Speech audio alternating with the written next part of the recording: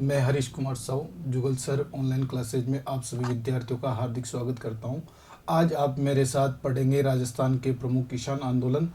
पिछली क्लास में हमने विद्यार्थियों बिजोलिया किसान आंदोलन के बारे में अध्ययन किया था। आज हम आगे की श्रृंखला में बेंगू किसान आंदोलन के बारे में अध्ययन करेंगे। आइए देखते हैं हम आगे की तरफ। जो किसान आंदोलन आते हैं राजस्थान के प्रमुख किसान आंदोलन, उनमें बेंगू किसान आंदोलन की तरफ हम रुख करते हैं। आज हम राजस्थान के प्रमुख किसान आंदोलनों के तहत राजस्थान के प्रमुख किसान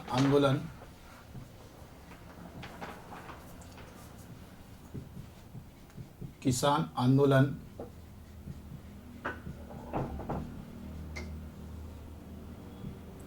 प्रमुख किसान आंदोलनों के तहत हम बात करते हैं एक विशेष रूप से बेंगू किसान आंदोलन की। देखिए विद्यार्थियों, जो बेंगू किसान आंदोलन है, बेंगू किसान आंदोलन जो है ये मुख्य रूप से मेवाड़ रियासत का एक किसान आंदोलन था। और ये जो बेंगू किसान आंदोलन है, ये किसान आंदोलन बिजोलिया किसान आंदोलन से प्रेरित था। किससे प्रेरित था? ये बिजोलिया किसान आंदोलन से प्रेरित था। कौन से किसान आंदोलन से प्रेरित था? ये बिजोलिया किसान आंदोलन से प्रेरित था। बिजोलिया में जो किसान आंदोलन हुआ था, उस किसान आंदोलन से प्रेरित था ये बेंगू किसान आंदोलन। अब हम थोड़ा इस तरफ रुख करते हैं कि बेंगू की क्या सिचुएशन थी प्राचीन काल में। तो हम देखते हैं कि जो बेंगू है, बेंगू प्राचीन काल में मेवाड़ रियासत का हिस्सा था। कौन सी रियासत का हिस्सा था? मेवाड़ का। और इसी मेवाड़ रियासत का जो हिस्सा था, और इसी समय जब बेंगू में किसान आंदोलन हुआ साथियों, उस समय यहाँ के शासक थे फतेह सिंह। कौन हुआ करते थे यहाँ के शासक? फतेह सिंह। और जब ये आंदोलन हुआ उस समय तो ये बेंगू मेवाड़ रियासत का हिस्सा था। लेकिन वर्तमान समय में हम बात करें बेंगू की, तो बेंगू कहाँ पर है? चित्तौड़गढ़ जिले में है। चित्तौड़गढ़ जिले में। अब बात करते हैं हम विशेष रूप से कि बेंगू किसान आंदोलन क्यों हुआ, क्या कारण रहा, क्या पृष्ठभूमि रही। तो कारण वही है जो मुख्य कारण बिजोलिया किसान आंदोलन में थे, उनसे ही रिलेटेड थोड़े जो कारण है वो यहाँ पर हमें मिलते हैं देखने में। कारण है कि बढ़ती लाग बाग, बेगार प्रथा और ऊंची लगान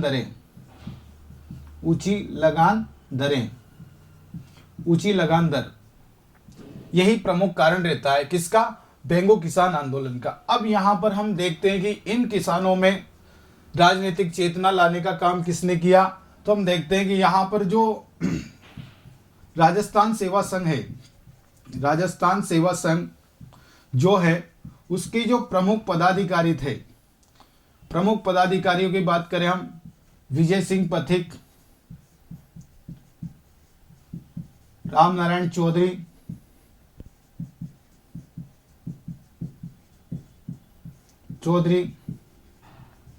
और माणिक्यलाल वर्मा जैसे प्रमुख जो नेता थे,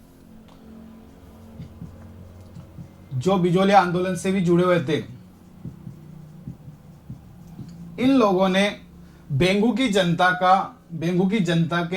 जनता में क्या किया? जन चेतना का विस्तार किया। इन तीनों लोगों ने मिलकर बेंगू की जनता में क्या किया? जन चेतना पैदा की। और इनमें जब जन चेतना पैदा हुई तो इन लोगों ने भी एक अच्छे स्तर पर एक रणनीति बनाई कि हमें भी शासक के विरुद्ध आंदोलन करना चाहिए। तो धीरे धीरे जब ये योजना बनाते हैं तो प्रारंभ में यह सभी मिलकर, बेंगू की जनता मिलकर, किसान मिलकर, सब मिलकर एक जगह इकट्ठे होते हैं। और जहां ये इकट्ठे होते हैं वहां एक मीटिंग करते हैं और उस मीटिंग में ये फैसला लेते हैं कि हमें आगे क्या करना है। तो इनकी जो बेंगू किसान आंदोलन की जो किसान थे, इनकी मीटिंग होती है कहां पर? 1921 में मेनाल नामक स्थान है। ठीक है, मेनाल में एक जगह है भेराकुंड, भेराकुंड नामक जगह है मैनाल में। यहाँ पर सभी किसान क्या होते हैं, एकत्रित होते हैं। और एक बात और विशेष रूप से में यहाँ ध्यान देना है कि जो यहाँ पर भी जो किसान है वो अधिकतर धाकड़ जाति के किसान यहाँ पर हमारे को मिलते हैं। धाकड़ जाति के किसान ही यहाँ पर थे। तो यहाँ पर इन्होंने मीटिंग की। और हम बात करें अगर इस आंदोलन की विशेष रूप से हम बात करें तो इस आंदोलन का जो बेंगो किसान आंदोलन है इसका प्रारंभिक नेतृत्व है वो नेतृत्व रहता है राम नारायण चौधरी के हाथ में। किसके हाथ में? राम नारायण चौधरी जो होते हैं वो इसका प्रारंभिक नेतृत्व करते हैं।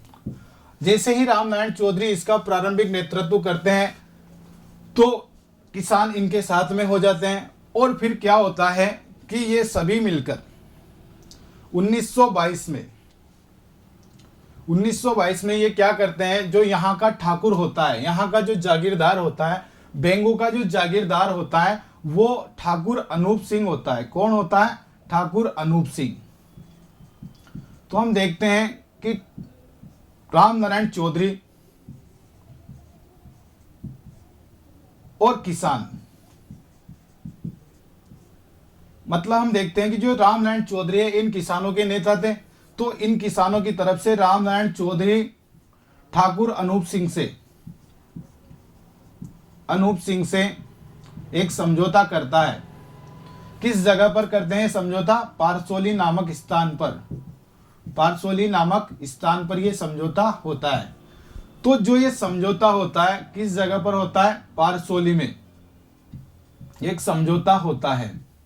किस किस के मध्य? राम नारायण चौधरी और ठाकुर अनूप सिंह के मध्य एक समझौता होता है। ये पारसोली नामक स्थान पर होता है। अब जैसे ही ये समझौता होता है तो इस समझौते के तहत क्या होता है कि जो ठाकुर है अनूप सिंह वो किसानों की सारी मांगों को मान लेता है। ठाकुर अनूप सिंह को मजबूरन, क्योंकि जो राम नारायण चौधरी थे ये एक बहुत अच्छे और दबंग नेता थे। इन्होंने किसानों के लिए बहुत कुछ किया है। राजस्थान सेवा संघ के पदाधिकारी होने के साथ साथ इन्होंने किसानों की बहुत मदद की है।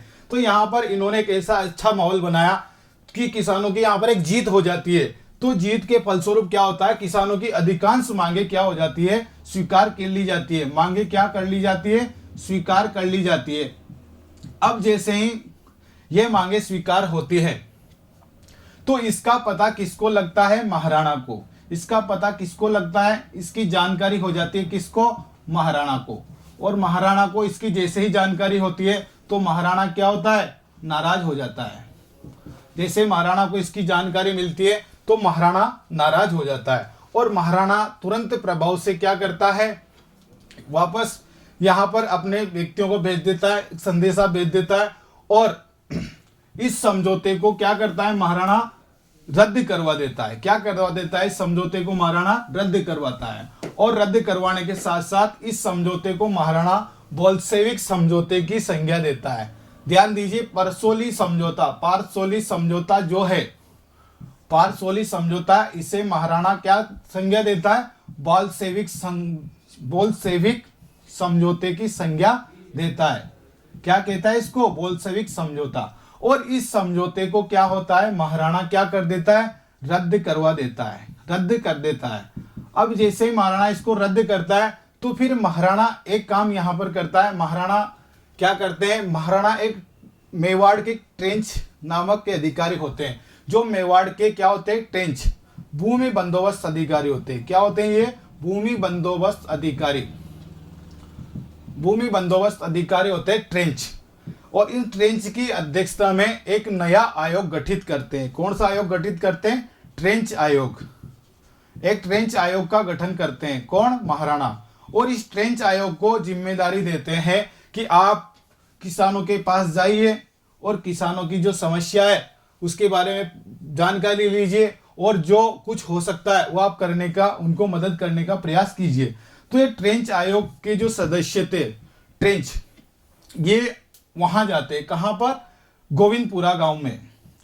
और गोविंदपुरा गांव इनको जाना पड़ता है। जाने के लिए इनको गोविंदपुरा गांव में भेजा जाता है कि आप वहां जाइए और वहां जाकर किसानों से बात कीजिए। लेकिन ये जो ट्रेंच है ये गोविंदपुरा गांव नहीं जाकर रास्ते में ही कहाँ रुक जाते हैं, रायला भीलवाड़ा में। रायला भीलवाड़ा नामक स्थान है। रायला कहाँ है, भीलवाड़ा में, जो भी भीलवाड़ा जिले में। और ये गोविंदपुरा कहाँ है, चित्तौड़ में। अब देखिए ये रायला भीलवाड़ा से ही वापस कहाँ आ जाते हैं, वापस मेवाड़ आ जाते हैं। वापस ये कहाँ आ जाते हैं, रायला से, क्योंकि इनको वहां जाना रहता है, लेकिन ये वापस कहाँ आ जाते हैं, मेवाड़। और मेवाड़ आकर महाराणा को रिपोर्ट दे देते हैं, रिपोर्ट देते हैं। और इस रिपोर्ट में क्या होता है, ये रिपोर्ट झूठी घटनाओं पर आधारित होती है। कि इस रिपोर्ट में क्या जानकारी देते हैं कि महाराज हम जब वहां गए हमने देखा कि वहां पर कोई ज्यादा विशेष बात नहीं है, वहां पर केवल और केवल 2-4 प्रकार की आपको लाग बागें कम करनी है। क्या करनी है, लाग बाग कम करनी है। 2-4 लाग बाग क्या करनी है, कम करनी है। और जो विजय सिंह पथिक है, कौन, विजय सिंह पथिक, विजय सिंह पथिक क्या कर रहा है, किसानों को भड़का रहा है। लाग बाग कम करनी है, 2-4 प्रकार की क्या करनी है आपको, लाग बाग कम करनी है। और साथ ही क्या करना है, जो विजय सिंह पथिक है, विजय सिंह पथिक के बारे में इन्होंने ये कहा कि विजय सिंह पथिक क्या कर रहे हैं, किसानों को भड़का रहे हैं। किसके खिलाफ, हमारे खिलाफ, किसानों को भड़का रहे हैं, भड़का रहे हैं। कौन, विजय सिंह पथिक। ये ऐसी बातें इन्होंने कही, किन्होंने, ट्रेंच ने अपनी रिपोर्ट में, ट्रेंच आयोग की जो रिपोर्ट थी इसमें ये बातें बताई गई। अब इन बातों को जैसे ये बातें बताई गई तो किसानों को पता चला कि भाई ट्रेंच आए थे, वो हमसे मिलकर भी नहीं गए, और उन्होंने झूठी रिपोर्ट महाराणा के सामने पेश कर दी। तो इस पर क्या होता है कि ये सारे लोग, किसान लोग मिलकर क्या करते हैं, एक दिन एक सभा का आयोजन करते हैं। और वो दिन होता है 13 जुलाई 1923 के दिन। 13 जुलाई 1923 को ये एक सभा का आयोजन करते हैं। जैसे ही ये सभा का आयोजन करते हैं, और यही सभा कहाँ होती है, गोविंदपुरा गांव में। तो ये सभा जो होती है गोविंदपुरा गांव में होती है। यहाँ पर सारे किसान लोग इकट्ठे होते हैं और इस विषय में चर्चा करते हैं कि ये जो सभा हम आज आयोजित कर रहे हैं, इस सभा का मुख्य कारण यह है कि जो ट्रेंच है, हमारे भूमि बंदोबस्त अधिकारी मेवाड़ के, उन्होंने एक झूठी रिपोर्ट महाराणा को पेश की है। इसके विरोध में ये लोग यहाँ पर इकट्ठे होते हैं। रिपोर्ट के, जो झूठी रिपोर्ट है इसके विरोध में, किसकी रिपोर्ट के विरोध में, झूठी रिपोर्ट के विरोध में ये लोग कहाँ आते हैं, इकट्ठे होते हैं। अब ये सूचना किसके पास पहुंच जाती है, ट्रेंच के पास। अब जैसे ट्रेंच के पास ये सूचना पहुंचती है साथियों, तो ट्रेंच वहां पहुंचता है, कहां पर, गोविंदपुरा गांव में ट्रेंच पहुंचता है। और ट्रेंच आकर किसानों से क्या कहता है, किसानों से ट्रेंच कहता है कि भाई आप जो रिपोर्ट, जो आयोग ने जो रिपोर्ट भेजी है, आप उनको स्वीकार करें। क्या करें, रिपोर्ट को स्वीकार करें, पहली बात तो। दूसरी बात और क्या करें कि आप यहां पर इकट्ठे ना हो, शीघ्र अतिशीघ्र आप यहां से चले जाएं, मतलब यहां से तितर बीतर हो जाएं, मतलब यहां से चले जाएं। तितर बीतर होने का मतलब क्या है कि आप इस सभा स्थल को छोड़ो, और सभा स्थल को छोड़कर यहां से चले जाएं, सभा स्थल छोड़कर चले जाओ। ऐसा किसने कहा, ट्रेंच आयोग ने कहा, ट्रेंच आयोग के सदस्यों ने कहा। इनके साथ यहां पर एक और व्यक्ति आता है जो इनके साथ रहता है, दोनों व्यक्ति यहां पर रहते हैं। अब बात हो जाती है, तो किसान लोग क्या होते हैं, यहाँ पर किसान लोग क्या करते हैं, अपनी मांग को अपनी झूठी रिपोर्ट के खिलाफ दावा करते हैं कि ये रिपोर्ट झूठी है, ऐसे कुछ बहुत सी बातें होती है। तो किसान यहाँ से नहीं जाते हैं। जैसे किसान यहाँ से नहीं जाते हैं तो क्या होता है कि ट्रेंच यहाँ पर क्या करता है, गोलियां चलाने का आदेश दे देता है। क्या कर देता है, गोलियां चलवाने का आदेश देता है। और यहाँ पर जैसे ही गोलियां चलती है तो यहाँ पर रूपाजी और कृपाजी, रूपाजी व कृपाजी नामक किसान क्या हो जाते हैं, शहीद हो जाते हैं। क्या हो जाते हैं, यहाँ पर रूपाजी और कृपाजी नामक किसान शहीद हो जाते हैं। और लगभग यहाँ से 500 व्यक्तियों को गिरफ्तार भी कर लिया जाता है। किसके कहने पर, ट्रेंच के कहने पर। यहाँ पर लगभग 500 व्यक्तियों को गिरफ्तार कर लिया जाता है, किसके कहने पर, ट्रेंच के कहने पर। अब बात हो जाती है, यहाँ ऐसा माहौल बन जाता है, लोगों की यहाँ पर एक तरीके से लोगों की हड्डियां टूट गई है, क्योंकि इनके जो प्रमुख नेता थे वो गिरफ्तार हो चुके हैं। अब ये बात धीरे धीरे आगे बढ़ती है। अब इन सारी बातों की सूचना जैसे विजय सिंह पथिक को लगता है कि यहाँ के किसान, कहाँ के किसान, बेंगू के किसान हतोत्साहित हो चुके हैं, तो स्वयं विजय सिंह पथिक यहाँ आते हैं।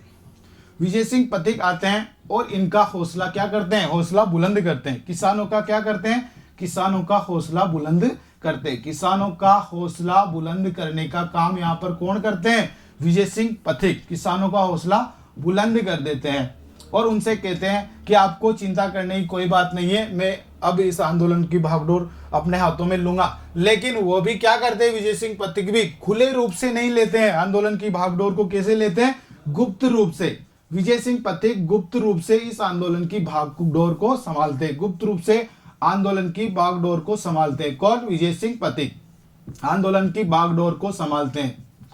लेकिन क्या होता है कि जो ट्रेंच आयोग होता है, इसने झूठी रिपोर्ट दे दी थी कि विजय सिंह पथिक किसानों को भड़का रहे हैं, ऐसी बात है वैसी बात है। तो उस सब बातों को ध्यान में रखते हुए क्या होता है कि विजय सिंह पथिक, स्वयं विजय सिंह पथिक को भी 10 सितंबर 1923 को, कब की बात है, 10 सितंबर 1923 को विजय सिंह पथिक को भी क्या कर लिया जाता है, गिरफ्तार कर लिया जाता है। अब जैसे विजय सिंह पथिक गिरफ्तार होते हैं तो फिर धीरे धीरे ये आंदोलन भी क्या हो जाता है, धीरे धीरे आंदोलन धीरे धीरे समाप्त होने की कगार पर आ जाता है। तो इस प्रकार हम देखते हैं कि बिजोलिया के बाद जो बेंगू किसान आंदोलन हुआ, वहां के किसानों ने भी आंदोलन में भाग लिया है और यहाँ के किसानों के साथ भी बहुत अत्याचार जो किए गए हैं वो भी हमने देखे हैं। अब इसके बाद हम आगे जो प्रमुख किसान आंदोलन है उनके बारे में बात करेंगे। तो आगे जो प्रमुख किसान आंदोलन आ रहा है वो बूंदी किसान आंदोलन है, बूंदी जिले में हुआ है, तो वो बरड़ किसान आंदोलन कहलाता है। जो प्रमुख आंदोलन आ रहा है वो बरड़ किसान आंदोलन है। कौन सा है, बरड़ किसान आंदोलन। ये जो बरड़ किसान आंदोलन है इसके बारे में थोड़ा सा देखेंगे कि जो बरड़ किसान आंदोलन है ये आंदोलन कहाँ हुआ, कैसे हुआ, किसने नेतृत्व किया, तो हम इसके बारे में थोड़ा सा देखते हैं। देखो यहाँ पर भी जो आंदोलन है, आंदोलन का जो कारण है वो कारण लगभग सभी जगह समान रहे हैं कि बढ़ती हुई लाग बागें हैं, लाग बागों का बढ़ना,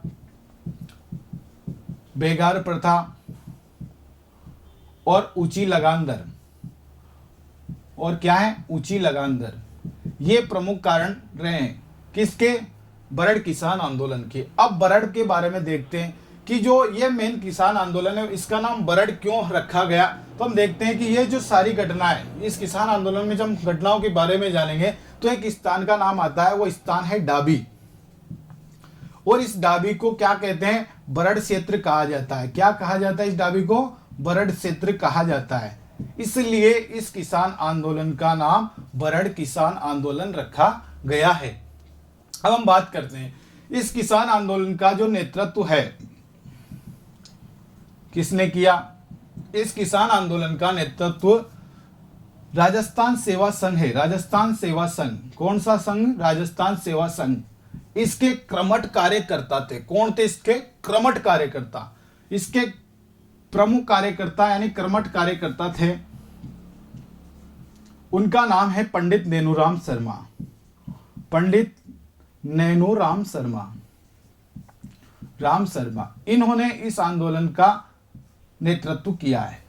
ध्यान देना, यह प्रश्न अनेक बार परीक्षाओं में पूछा जा चुका है। बहुत इंपॉर्टेंट प्रश्न है ये कि बरड़ किसान आंदोलन का संबंध किस नेता से है, तो पंडित नेनूराम शर्मा से है। अब हम देखते हैं कि यहाँ पर जो आंदोलन प्रारंभ हुआ, आंदोलन का प्रारंभिक जो कार्य आंदोलन प्रारंभ हुआ वो प्रारंभ लगभग 1922 में शुरू हुआ। अप्रैल 1922 में लगभग ये आंदोलन शुरू होता है। अब देखिए आप, इस आंदोलन के दौरान किसान लोग एकत्रित थे। इनके पंडित नेनूराम शर्मा भी इनको जन चेतना का काम कर रहे थे कि जो हो रहा है उसके लिए हमें कुछ राजनीतिक रूप से कुछ योजना बनानी चाहिए, हम सबको एक रहना चाहिए। ऐसे करते करते आंदोलन धीरे धीरे आगे बढ़ा। तो 1923 में, अप्रैल 1923 में क्या होता है, अप्रैल 1923 के बात है, 3 अप्रैल 2 अप्रैल 1923 की बात है कि यहाँ पर जो डाबी नामक स्थान है, यहाँ पर क्या होता है, किसान लोग क्या करते हैं, सभा करते हैं।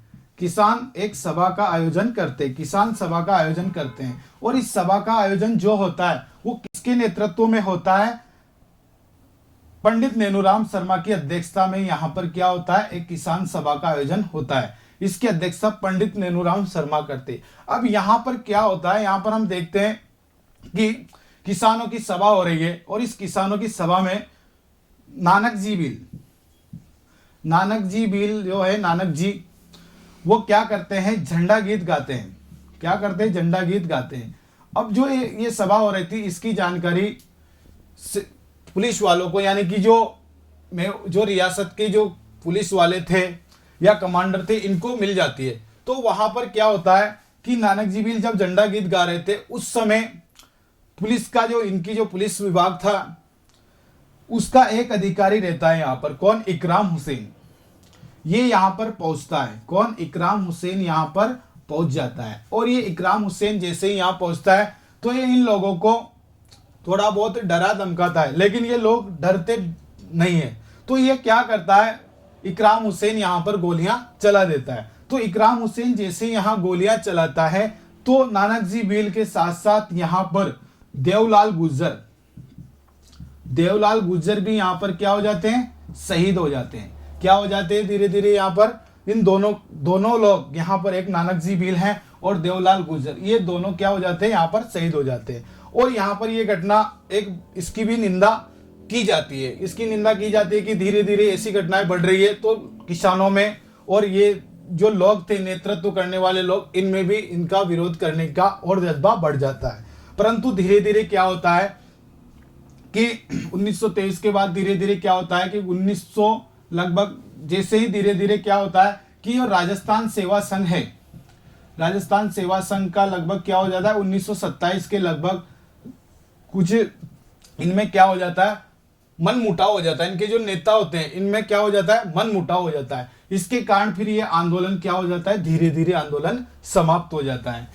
तो ये प्रमुख घटना जिसकी जानकारी हमने प्राप्त की है ये बरड़ किसान आंदोलन का से संबंधित रही है। तो विद्यार्थियों, हमने आज ये दूसरा आंदोलन पढ़ा, बरड़ किसान आंदोलन। इसके बाद हम किसान आंदोलनों की श्रृंखला में अगला किसान आंदोलन हम देख रहे हैं, उसका नाम है अलवर किसान आंदोलन या नीमू चना किसान आंदोलन। देखते हैं, बहुत अच्छे नेतृत्व करने वाले नेता हमारे राजस्थान में रहे हैं और इन्होंने बहुत अच्छे तरीके से किसानों की समस्याओं को उबारा है और जहां तक हुआ वहां तक इन्होंने इनकी समस्याओं से निजात दिलाने का भी प्रयास किया है। अब हम बात करते हैं अलवर किसान आंदोलन। अलवर किसान आंदोलन या फिर नीमू चना किसान आंदोलन। नीमू चना किसान आंदोलन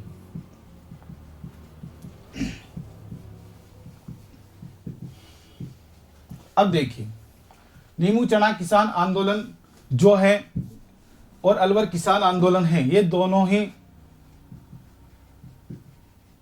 एक ही आंदोलन से संबंधित हैं, अलवर से ही संबंधित है। अब हम बात करते हैं कि अलवर किसान आंदोलन या नीमू चना किसान आंदोलन क्या है।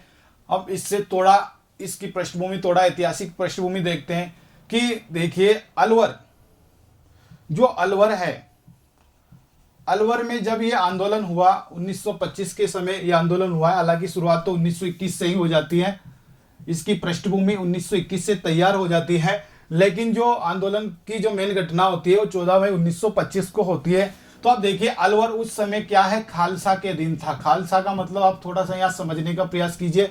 खालसा का मतलब होता है केंद्र। क्या होता है, केंद्र। मतलब अलवर का जो शासन था वो केंद्र के अधीन संचालन हुआ करता था। अब हम थोड़ा सा देखेंगे कि अलवर में उस समय अलवर किसान आंदोलन या नीमू चना किसान आंदोलन के होने के क्या कारण रहे। तो हम देखते हैं कि प्रमुख रूप से एक तो यहाँ पर क्या होता है, जो यहाँ का जो महाराजा था, यहाँ का महाराजा जयदेव थे। अलवर के महाराजा कौन थे साथियों, अलवर के महाराजा जयदेव हुआ करते थे। कौन थे यहाँ के महाराजा, जयदेव। अब इन जयदेव ने क्या किया, जंगली सुअर पाले। क्या पाले इन्होंने, जंगली सुअर। जंगली सुअर पाल लिए किन्होंने? जयदेव ने। क्योंकि देखिए राजा महाराजा इनके विचित्र शौक होते हैं, इनके बारे में हम ज्यादा कुछ नहीं कह सकते क्योंकि ये राजा महाराजा होते हैं, सबसे बड़ी बात। तो इन्होंने उस समय क्या है, लोगों की परवाह किए बगैर जंगली सुअर पाल लिए। अब इन जंगली सुअरों ने क्या किया, ये जंगली सुअर क्या करते थे, किसानों की फसलों को नष्ट करते थे। क्या करते थे? किसानों की फसलों को नष्ट करते थे, किसानों की फसलों को खराब कर देते या नष्ट करते थे। अब देखिए, जब अगर मान लीजिए किसान की फसल खराब हो जाएगी, नष्ट हो जाएगी, तो क्या ऐसी स्थिति में किसान विरोध नहीं करेगा? बिल्कुल स्वाभाविक सी बात है, किसान विरोध करेगा और विरोध भी इस हद तक करेगा कि जहां तक हो वहां तक ये काम बंद हो जाना चाहिए। तो एक कारण तो इसका प्रमुख कारण ये रहा कि एक कारण तो इसका ये रहता है कि आंदोलन का शुरू होने का कारण ये रहता है कि एक कारण तो हम बात करें कि किस शासक के द्वारा जंगली सुअर पाले गए।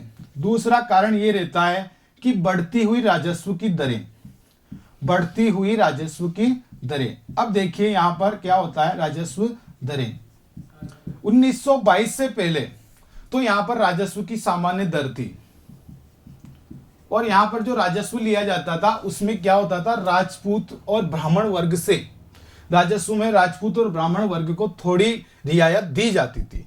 परंतु जैसे ही 1923-24 आया और नई राजस्व दरें शुरू हुई 1923-24 में, तो यहाँ के राजपूत और ब्राह्मणों ने भी क्या कर दिया, विरोध करना शुरू कर दिया। राजपूत और ब्राह्मण वर्ग ने भी,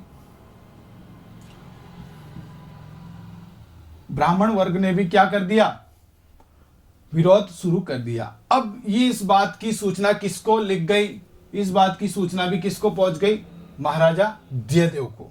ये दो प्रमुख कारण रहे जिसके कारण अलवर किसान आंदोलन और नीमू चना किसान आंदोलन की पृष्ठभूमि तैयार होती है। ये वो कारण है जिसके कारण लोगों को आंदोलन करना पड़ा। पहला कारण, किसानों की फसलें खराब हो रही थी, किसके कारण, जंगली सुअर पाले। किसने पाले? जयदेव ने पाले। दूसरा कारण 1922 से पूर्व क्या थी, राजस्व की समान दरें थी। उसमें क्या था, राजपूत वर्ग और ब्राह्मण वर्ग को थोड़ी छूट दे रखी थी। परंतु जैसे 1923-24 में नई दरें लागू हुई तो ब्राह्मण वर्ग और राजपूत वर्ग को भी समान कर दिया गया। तो ऐसे जब इनको समान किया गया राजस्व में, तो इन लोगों में भी कहीं ना कहीं विरोध की भावना उत्पन्न हुई। तो इन्होंने विरोध किया, तो विरोध की सूचना यहाँ पर जयदेव के पास पहुंच गई, महाराजा जयदेव के पास। तो महाराजा जयदेव ने भी क्या किया, महाराजा जयदेव नाराज हो गए, किनसे, राजपूत वर्ग से और ब्राह्मण वर्ग से। तो फिर अब लोगों को समस्या का सामना करना था। तो धीरे धीरे क्या हुआ, अलवर की जो जनता थी, अलवर के जो किसान थे, जो इन समस्याओं से त्रस्त थे, दुखी थे, उन सभी किसानों ने क्या किया, अलवर में बानुसर तहसील है, अलवर में जो नीमू चना नामक स्थान है, कौन सा स्थान, नीमू चना नामक स्थान, ये अलवर जिले में क्या है, बानुसर तहसील में। कौन सी तहसील में है, बानुसर तहसील में है। अब यहां पर क्या होता है, ये 25 मई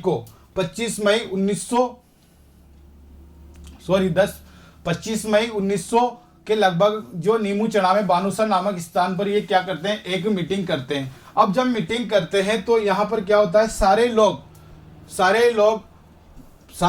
क्या करते हैं, 14 मई 1925 की जो घटना है, तो सारे लोग क्या करते हैं, 14 मई 1925 को सारे लोग बानुसर तहसील में स्थित नीमू चना नामक स्थान पर पहुंच जाते हैं। कहां पहुंचते हैं साथियों, बानुसर तहसील में नीमू चना नामक स्थान है। यहां 14 मई 1925 को ये सब एकत्रित होते हैं। क्या करते हैं, सब एकत्रित होते हैं और एक सभा का आयोजन करते हैं। क्या करते हैं, ये एक सभा का आयोजन करते हैं।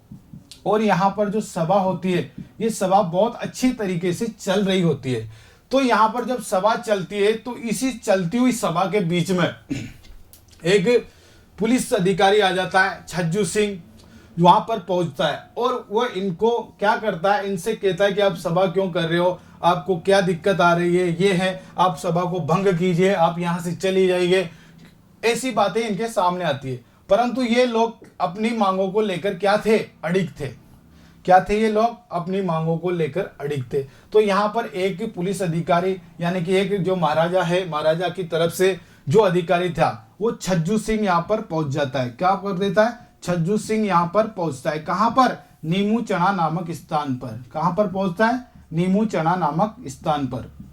और यहां पर पहुंचकर इस सभा में क्या करता है, सभा में गोलियां चलाने का आदेश देता है। सभा में गोली चलाने का आदेश देता है, सभा में गोली चलाने का आदेश दे देता है, चलाने का आदेश देता है। किसको? अपने साथियों को गोली चलाने के लिए बोल देता है और स्वयं खुद भी गोलियां चलाता है। अब जैसे यहाँ पर गोलियां चलती हैं साथियों, तो यहाँ पर लगभग 100 के ऊपर यहाँ पर लगभग बहुत सारे व्यक्ति जो होते हैं यहाँ पर बैठे होते हैं, सभा में बैठे रहते हैं। और ये लोग जो यहाँ रहते हैं, इन लोगों को, यहाँ पर जो लोग रहते हैं, ये लोग क्या करते हैं, बेचारे इस सभा के बारे में सुन रहे थे कि हमारे लोग क्या कह रहे हैं, क्या नहीं कह रहे हैं। परंतु जो सिचुएशन आती है कि यहाँ पर जो सिचुएशन आती है, उस सिचुएशन में क्या होता है कि यहाँ पर बहुत सी स्थिति बहुत खराब हो जाती है और ये गोलियां चलवा देता है। जैसे ही गोलियां चलती है, लगभग 156 व्यक्ति तो वहां पर मारे जा चुके होते हैं। 156 व्यक्ति तो यहाँ पर क्या हो जाते हैं, घायल, क्या मतलब मर जाते हैं, शहीद हो जाते हैं। 156 व्यक्ति तो यहाँ पर क्या तुरंत ऑन द स्पॉट खत्म हो जाते हैं। तो इन लोगों को कि यहाँ पर क्या हो जाती है, मृत्यु हो जाती है। और हम अगर देखें तो इनको शहीद भी हम कह सकते हैं कि इस आंदोलन में लगभग 156 व्यक्तियों की मृत्यु हो जाती है और लगभग 600 व्यक्ति जो होते हैं वो लगभग घायल हो जाते हैं। और यहाँ पर बहुत ही बुरी स्थिति हो जाती है। क्या हो जाती है? बहुत बुरी स्थिति हो जाती है। अब जैसे ही इस घटना के बारे में पता लगता है तो ये घटना बहुत बुरी होती है और ये अलवर में होती है। किस दिन होती है? 14 मई 1925 को ये घटना होती है। कहाँ होती है? नीमू चना नामक स्थान पर होती है। और ये नीमू चना कहाँ है? अलवर जिले में है। अलवर जिले की कौन सी जगह पर? बानुसर तहसील में, बानसर तहसील में ये स्थान है। अब देखिए इस घटना की जो तुलना है लोग कहाँ किस से की गई है, तो इस घटना की जो तुलना की बात करते हैं हम, तो इस घटना की तुलना के लिए की तुलना सर्वप्रथम क्या होती है? जलियांवाला बाग हत्याकांड से की जाती है। इस घटना की जो तुलना है महात्मा गांधी ने इसकी घटना की तुलना दोहरी डायर शाही नीति से की। किससे? दोहरी डायर शाही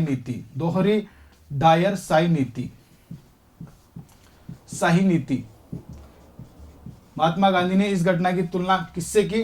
दोहरी डायर शाही नीति, यानी कि जलियांवाला बाग से भी ज्यादा विभत्स से बताया। और सर्वप्रथम रियासती समाचार ने क्या किया? इस घटना की तुलना सर्वप्रथम जलियांवाला बाग हत्याकांड से की। किससे? जलियांवाला बाग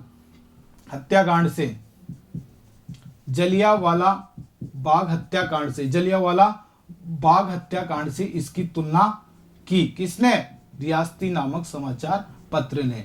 और स्वयं महात्मा गांधी ने इसको दोहरी डायर शाही नीति कहा, यानी कि इस घटना को महात्मा गांधी ने जलियांवाला बाग हत्याकांड से भी अधिक विभत्स से बताया। तो साथियों हम देखते हैं कि जो हमने अध्ययन किया है राजस्थान के प्रमुख किसान आंदोलनों में, हम प्रारंभ में बिजोलिया किसान आंदोलन का अध्ययन कर चुके हैं। उसके बाद हमने बेंगू किसान आंदोलन के बारे में जाना है।